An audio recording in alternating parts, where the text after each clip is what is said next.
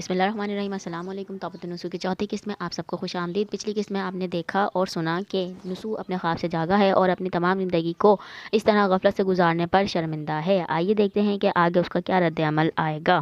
اس کو پھر اپنی عمر طلب شدہ کا خیال آ گیا اور دل میں کہنے لگا کہ میں نے ساری عمر جو اشتباہ حالت میں غارت کی، اس کی کچھ تلافی بھی میرے اختیار میں نہیں، اور بڑی بے انصافی ہے کہ میں جرم کروں اور سزا نہ پاؤں، گناہ کروں اور اس کا پاداش نہ بھگتوں۔ نسو کو اپنے گناہوں پر اس وقت اتنی ندامت تھی کہ مرنے کو وہ اپنی ایک ادنا سی سزا سمجھتا تھا۔ گھر بھر اس کے جانور ہونے کی خوشی منا رہا تھا اور اس کو افسوس تھا کہ میں مر کیوں نہیں گیا۔ علالت کی وجہ سے اٹھنے سے معذور، مگر چند تکیوں پر اوندھے سر کیے ہوئے پڑا ہوا تھا اور کہہ رہا تھا کہ خدایا، میں تو اس قابل ہوں کہ دوزخ میں جھونک دیا جاؤں، مگر تو نے اپنے فضل سے پھر چند روز کے واسطے مجھ کو اس دنیا میں رکھ لیا ہے، تو ایسی توفیق عطا کر کے نیکوکاری اور اطاعت و فرمانبرداری میں رہوں اور میری زندگی دیندارانہ زندگی کا نمونہ ہو۔ اپنے نفس کے احتساب سے فارغ ہوا تو نسو کو خاندان کا خیال آیا۔ دیکھا تو بیوی بچے سب ایک ہی رنگ میں رنگے ہوئے ہیں، دنیا میں منہمک، دین سے بے خبر۔ تب یہ صدمہ نسو کے دل پر ہوا کہ واہ حسرت، میں تو تباہ ہوا ہی تھا، میں نے ان تمام بندگان خدا کی بھی باٹ ماری، اپنی شامت اعمال کیا کم تھی، میں نے ان سب کا وبال سمیٹا۔ مجھ کو خدا نے اس گھر کا مالک اور سردار بنایا تھا اور اتنی روحیں مجھ کو سپرد کی تھیں۔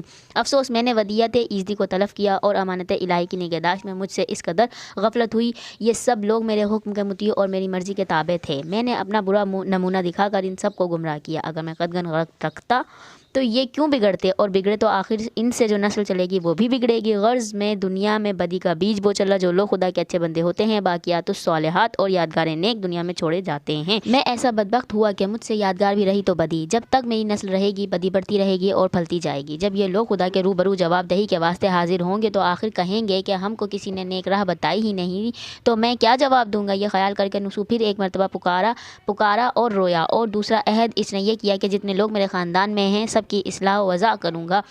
اور پھر اس نے خدا سے دعا کی، اے الہ العالمین، تو اس ارادے میں میری مدد کر، جو مشکل پیش آئے آسان ہو جائے، میری بات میں اثر دے اور میرے عزم میں استحکام بخش دے۔ نسو کو ایسی ٹھوکر نہیں لگی تھی کہ وہ اس کو بھول جاتا۔ تنبیہ ہوئے پیچھے اس کو اپنی اصلاح دشوار نہ لگی تھی۔ تنبیہ ہوئے پیچھے یعنی کہ اپنے تنبیہ ہونے کے بعد، خود کو ایک موقع مل جانے کے بعد اسے اپنی اصلاح کرنا دشوار نہیں لگتا تھا، مگر اصلاح خاندان ایک بڑا مشکل کام تھا۔ وہ بخوبی واقف تھا کہ دینداری اور خدا پرستی میرے خاندان کے لیے بالکل نئے الفاظ ہیں، جس سے چھوٹے بڑے کسی کے کان آشنا نہیں ہیں۔ وہ اچھی طرح سمجھتا تھا کہ گھر بار ایک طرف ہوگا اور میں اکیلا ایک طرف، نکار خانے میں توتی کی آواز کون سنے گا، اور میں ایک سورما چنا بن کر کیوں کہ مسیحیت کے بھاڑ کو توڑ ڈالوں گا۔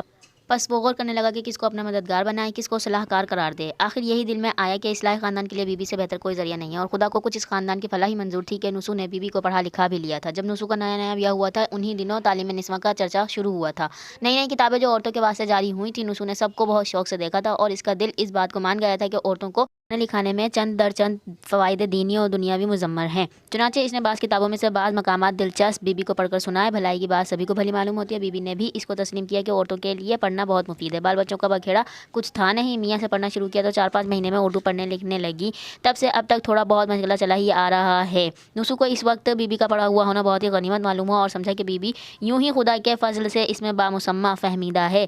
اس کا سمجھ لینا تو چندہ دشوار نہیں رہے۔ بچے جن کی عمر ابھی چھوٹی ہے وہ بھی اصلاح پذیر ہیں۔ بڑی دقت تو بڑی عمر والوں کی ہے، ایک بیٹی ایک بیٹا بیاہے جا چکے ہیں۔ سمجھا یہ دونوں اپنے گھر کے مالک، کسی پر میرا اختیار نہیں، اور جوان بیٹا جوان بیٹی، مار میں نہیں سکتا، گھرک میں نہیں سکتا، نرا سمجھا سکتا ہوں، نرا سمجھانا، اور وہ اس عمر میں بڈھے طوطوں کو پڑھانا ہے۔ آخر میں کہیں گے نہیں کہ برے ہیں اور بے دین ہیں، تو تمہیں نے ہم کو ایسا اٹھایا، اور جب کہ ہماری عادتیں راسخ اور خصلتیں طبیعت ہو گئیں تو اب ہم کو ان کا ترک کرنا تعلیم کرتے ہو اور ہم کو ناحق ملزم بناتے ہو۔ یہ سوچنا تھا کہ نسو کی آنکھوں سے آنسو ٹپک پڑے، اور سمجھا کہ ان دو کی اصلاح محال ہے۔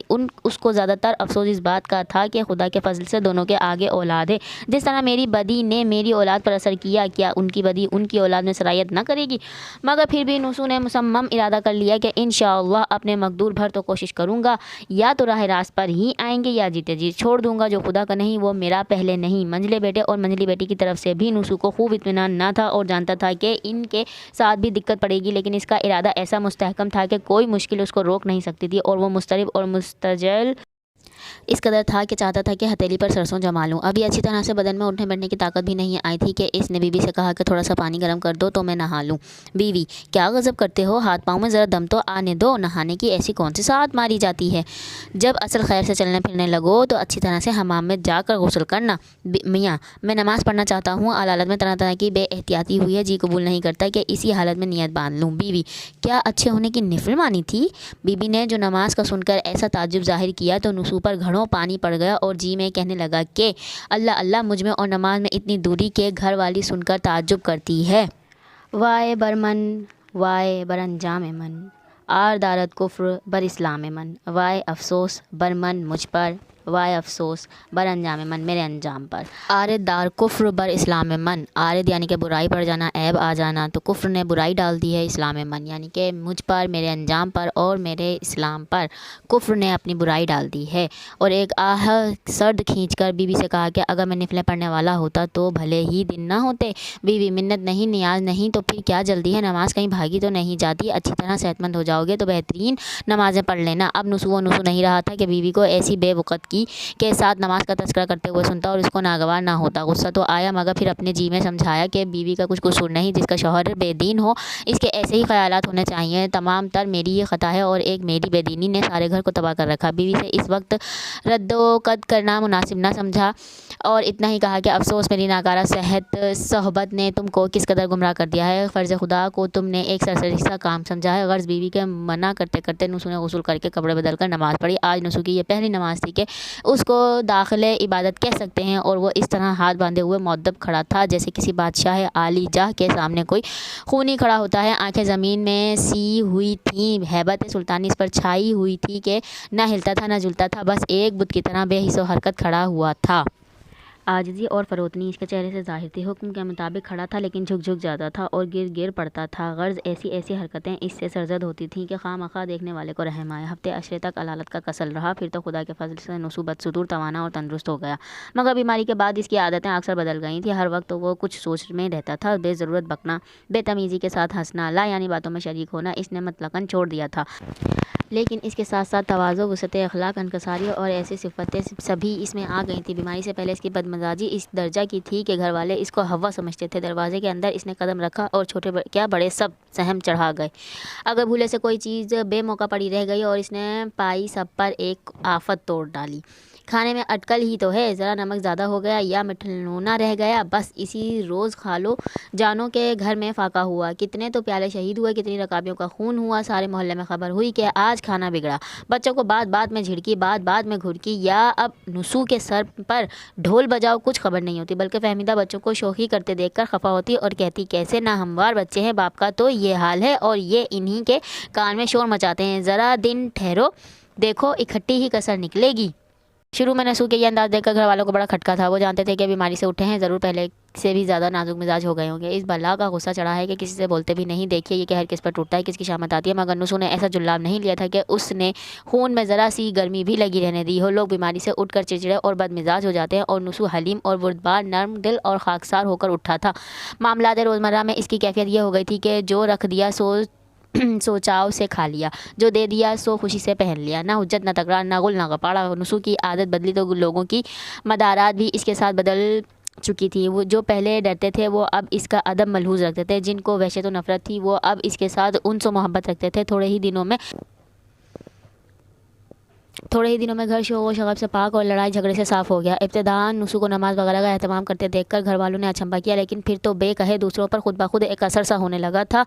वो नुसू इसी का मुंतज़िर था कि लोग इस तर्ज़ अजनबी से किसी कदर मानूस और खूगर हो लें तो अपना इंतज़ाम शुरू करूँ। नुसू की जहाँ और आदतें बदली थी वहाँ एक ये भी थी कि वो खिलवत पसंद हो गया था। अकेला बाले खाने पर बैठा रहता था। बुलाए अगर कोई जाता तो ये भी ना था कि इससे बातचीत ना करे, मगर हतुल वसर मजमे से अलग थलग रहता था। बास को ये ख्याल होता था कि शायद नींद बढ़ गई है। कोई ये समझता था उतरने चढ़ने की तवानी नहीं आई, मगर फहमीदा को अक्सर जाने का इत्तेफाक होता था। कभी नमाज़ पढ़ते हुए देखा, कभी चुपचाप बैठे हुए देखा। आखिर एक रोज़ पूछा कि अकेले चुपचाप बैठे हो, तुम्हारा जी नहीं घबराता? थोड़ी देर नीचे ही उतर आया करो कि बाल बच्चों की बातों में दिल बहले। मुझको घर के काम धंधे से फुर्सत नहीं मिलती। नुसू, मैं तुमसे इस बात की शिकायत करने वाला था कि जब से मैं बीमार होकर उठा हूँ تم نے اتنا بھی نہ پوچھا کیا ہوا کیوں کر ہوا؟ کیا تم کو میری عادات میں فرق معلوم نہیں ہوتا فہمیدہ؟ رات دن کا تفاوت، زمین آسمان کا فرق، اور پوچھنے کو تمہارے سر کی قسم کئی بار منہ تک بات آئی مگر تمہارے رنگ ڈھنگ دیکھ کر جرت نہ ہوئی کہ پوچھوں۔ نسو: ڈھنگ کیسا؟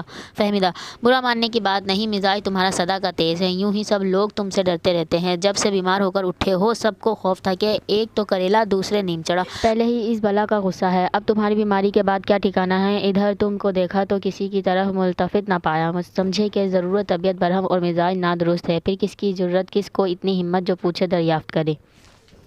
نسو: کیوں صاحب، کبھی تم نے مجھ کو میرے مزاج کی خرابی پر متنبہ کیا؟ فہمیدہ: تنبیہ کرنا درکنار، بات کرنے کا تو ریارہ ہی نہ تھا۔ نسو: لیکن ان دنوں تو میں کسی پر ناخوش نہیں ہوا فہمیدہ، گھر بھر کو اس کا تعجب ہے۔ نسو: آخر لوگ اس کا کیا سبب قرار دیتے ہیں؟